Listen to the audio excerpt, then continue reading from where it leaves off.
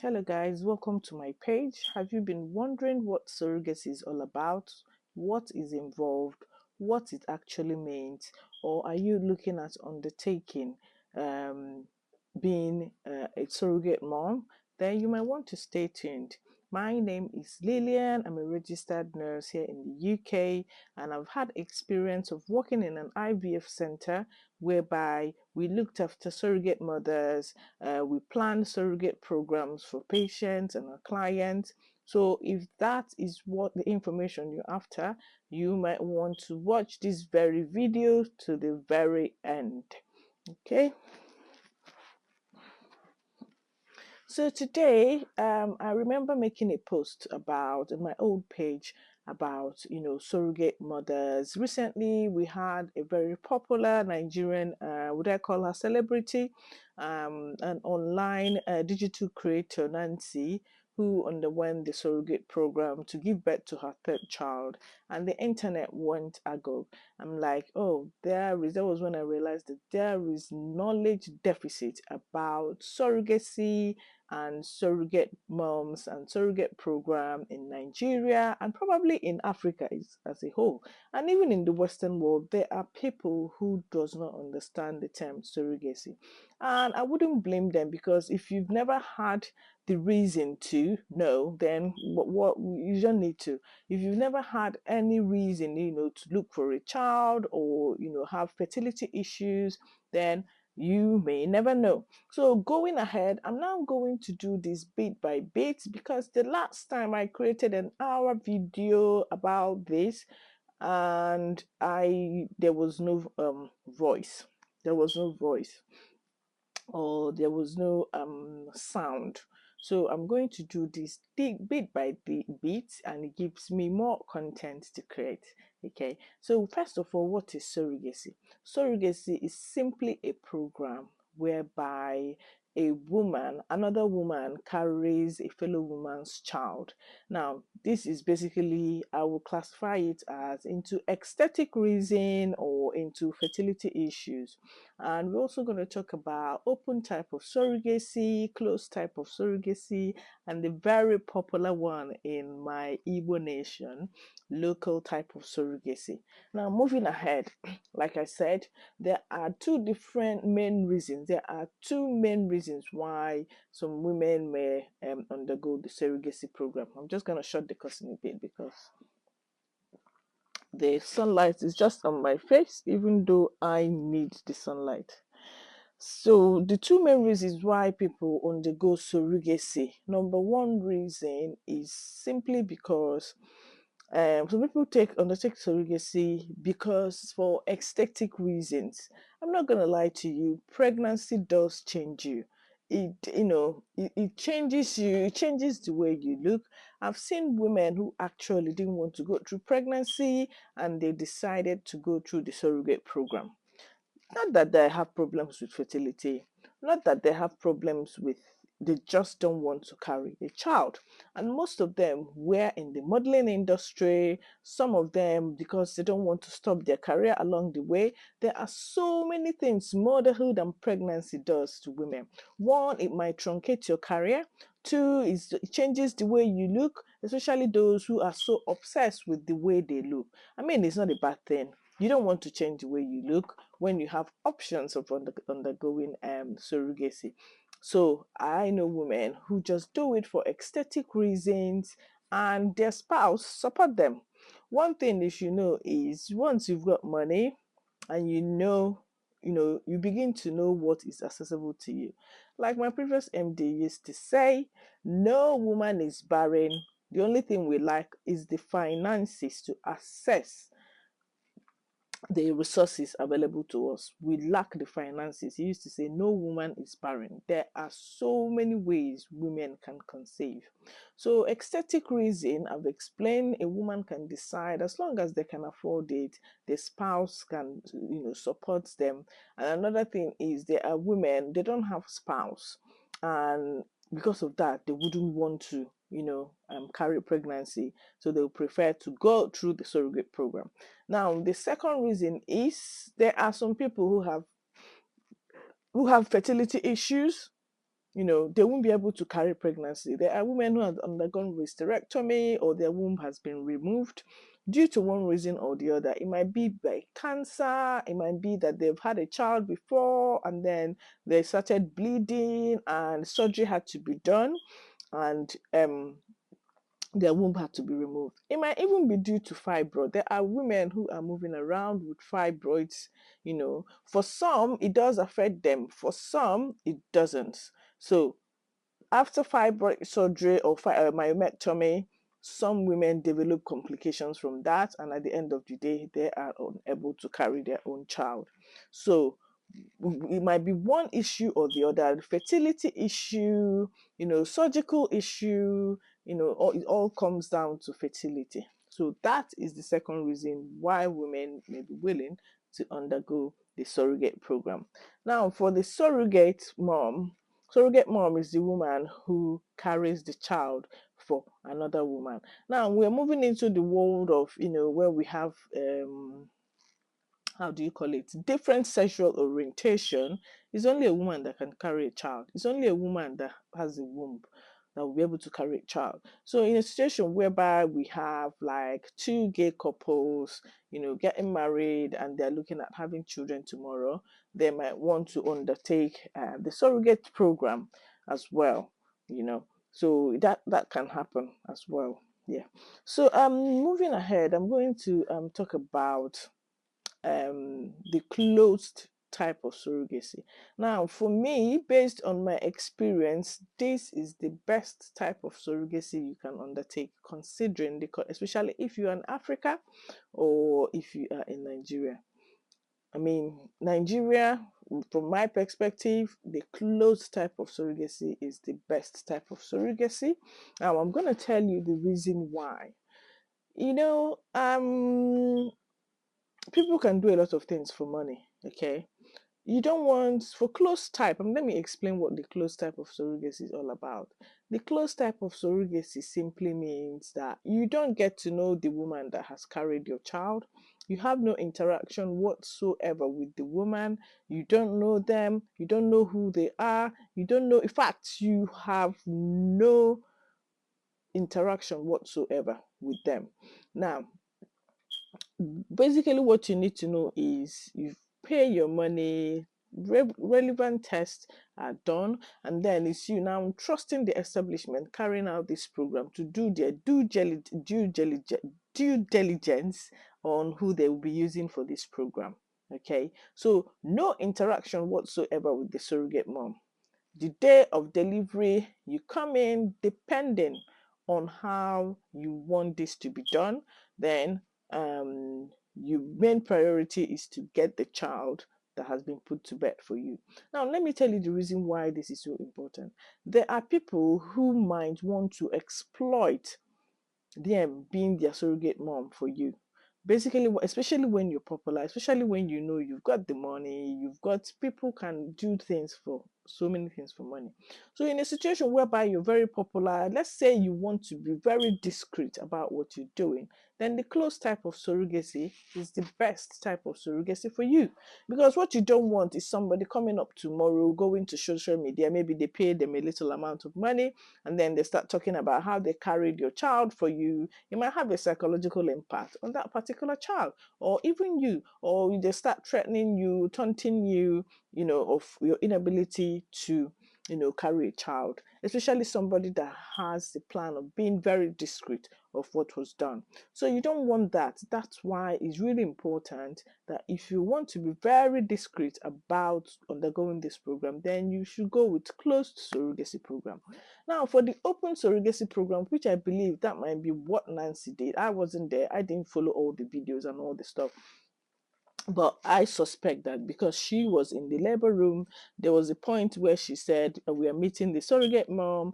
She was all there when all the actions were taking place. So I would say it wasn't a closed type of surrogacy.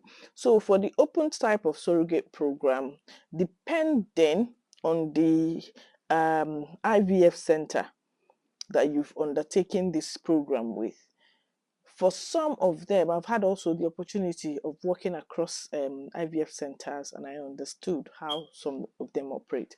For some of them, their job is not to find a surrogate mother for you, because it can be very challenging finding people who are willing, who understands what they're about to undertake, who understands that in this process, you might even lose your life. So it takes hard work to find such people. And for most times, you want to look for people who have undergone the same experience, who have had children, or has finished their fertility cycle or their child bearing cycle, if I'll put it that way. So what you don't want is getting somebody who along the line will drop off and tell you he doesn't want to go ahead anymore, or even escape with your child. So that's why, you really need to, when you're doing this, you need to go to centers where they know what they're doing. So for some centers, they don't want to get involved with getting the surrogate mom, because in Nigeria, I don't think there are laws that are guiding this practice. I don't think so. I'm not so sure. But as of back then, there was no law guiding this practice. Okay. So it's usually an agreement whereby the lawyer draws up a kind of agreement, the surrogate mom signs, and the hospital signs on behalf of their client. That is for the closed type of surrogate program. So for the open type, you are now tasked. The mom who wants to undergo this program is now tasked with the responsibility to find their own surrogate mom. So it's open in the sense that the person carrying this, doing this, undergoing this procedure with you, you know them personally, and at the end of the day, where the lady or whoever that is involved actually gets pregnant, then you will be looking after them. You will be attending antenatal with them, depending on the type of arrangement you have with the surrogate moms. So basically, you are actively involved in the process of the surrogate program. These women. You look after them. You are involved in every aspect of their care till delivery. You are with them, and then you look after them post delivery before you finally pay them off and they go. Now, one of the dangers or disadvantage of this is if it's uncontrolled, you might find a surrogate mom, especially if it's a challenging pregnancy, because most surrogate programs, if not all surrogate programs should come through IVF. Now, IVF, has the risk of the surrogate mom getting pregnant with multiple pregnancies, which can be quite challenging. They can get pregnant with as much as three, like triplets, under one IVF. So they might, along the way with the health challenges, they might decide to drop off from the program. And what are you going to do? There's nothing basically you can do in the right society. It's not a situation whereby you start threatening somebody, you must complete this, you have spent so much money in this.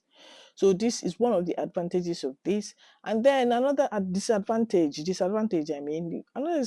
is you might end up having somebody who in the future might come back asking for more money or threatening you with going to the social media, especially if you've had plans of being discreet. Now, if you don't have plans of being discreet, you don't care, family, you have the family support, then this might be a more affordable option for you. So you might decide to, undertake this type of program whereby you find somebody who is willing to, you know, um, carry this pregnancy for you. Now, in certain situations, I've been here in the UK, I've seen a mom who carried a child for her gay son, because she just volunteered herself and said, okay, in support of them, she's going to carry their child. She carried their child and put to bed for them. In our culture, I don't think that is acceptable, but I'm talking of the UK. It's happened before. If you Google it, you will find that information. Now, going ahead to the local surrogacy program, which is very popular in our Igbo area, my Igbo brothers, my Igbo sisters. This is type of surrogate program. It's illegal. It's not even surrogate. It's not even surrogacy. But people still go for this because it's cheaper. it's cheaper doesn't mean that it's cheap. We are still going to run into cost of about $1 million plus 1.5 as of back in the days when I was I was working in IVF centers. Sorry, 1 second. I need to make that off if not.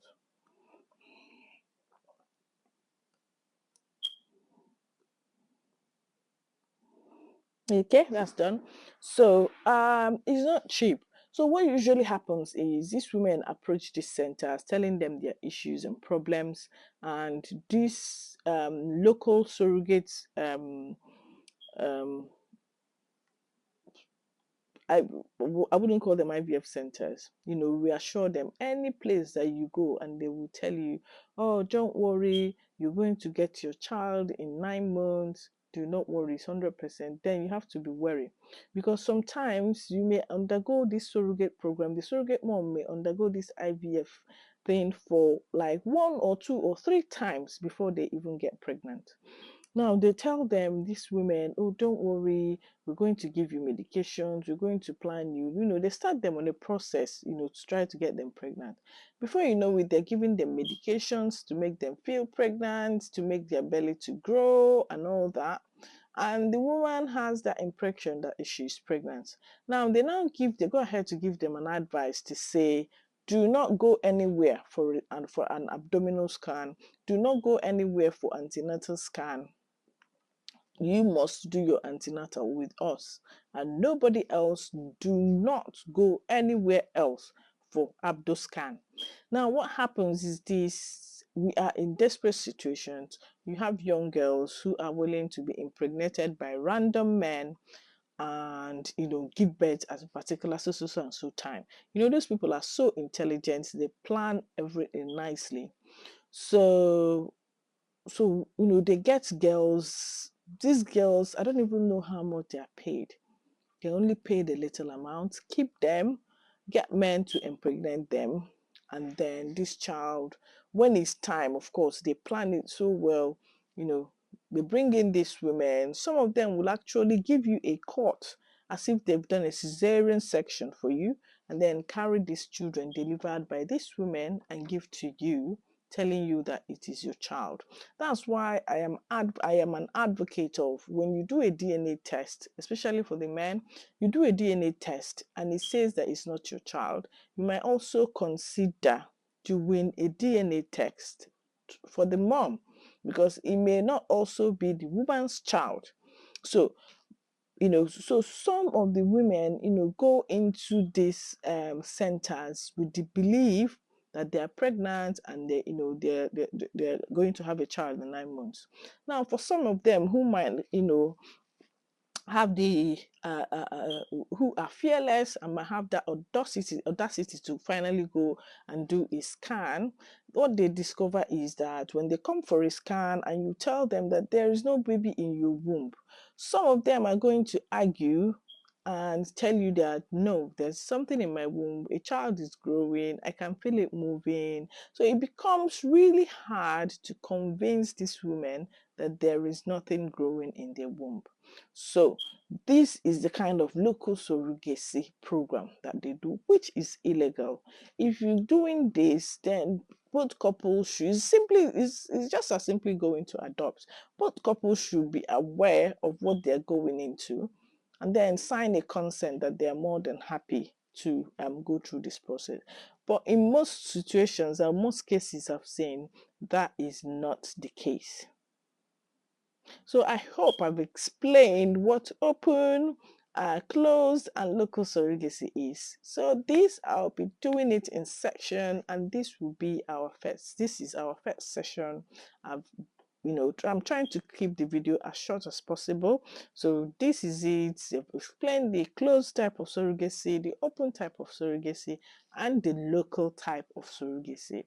If you have any questions or concerns, please put it in the comment section, like and follow and share. Now, our next session, we'll be discussing about the surrogate mom herself and the process of getting them pregnant. Do subscribe to my channel for more. Thank you and bye.